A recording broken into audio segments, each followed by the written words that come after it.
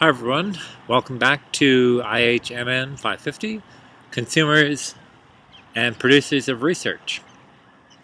This week you're joining me in beautiful Westerfolds Park, and again you can hear some of the local fauna in the background.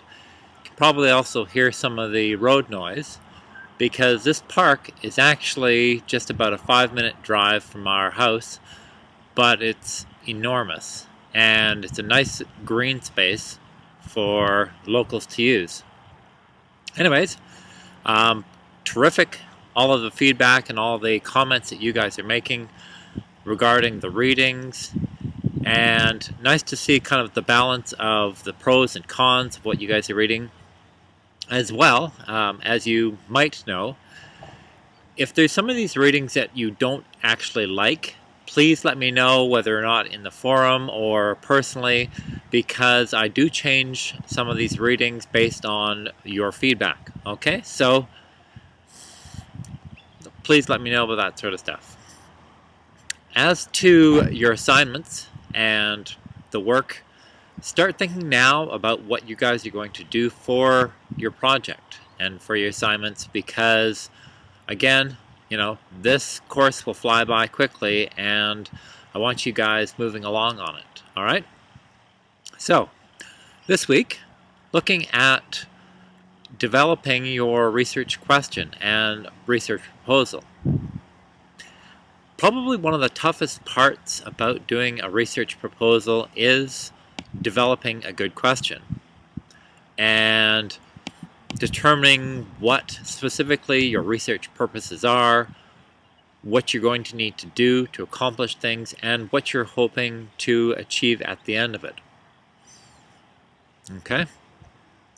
To help you along in that process, it's a good idea to start thinking about, or to think about, the 5 W's, which are who, what, why, where, and when of conducting research. Now, if you notice, I haven't included how, which is the methods, or how you actually are going to do the research. That's left out for a purpose, because although you're going to be thinking about how you might want to accomplish the research, one, I guess, danger or caution of doing research is letting the methods of research drive the actual objectives of the research. And it's a very easy trap to fall into. You've got a really neat tool, neat way of doing some research, and you have to pull yourself back from trying to apply that bit of research or that research tool to a situation. If the situation warrants it, then great, but otherwise be very careful about applying a technique or method where it's not applicable. Okay? Something else to consider this week are ethics and codes of conduct, principles, things that you need to be thinking about while you're conducting the research.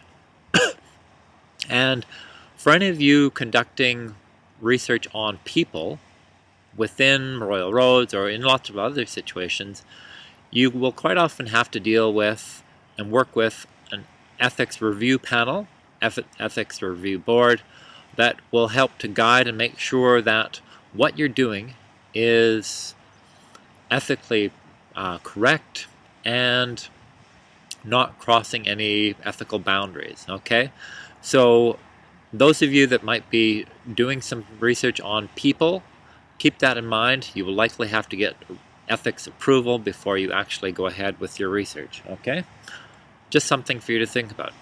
Anyways, look forward to seeing you guys in the discussion groups, and good luck this week.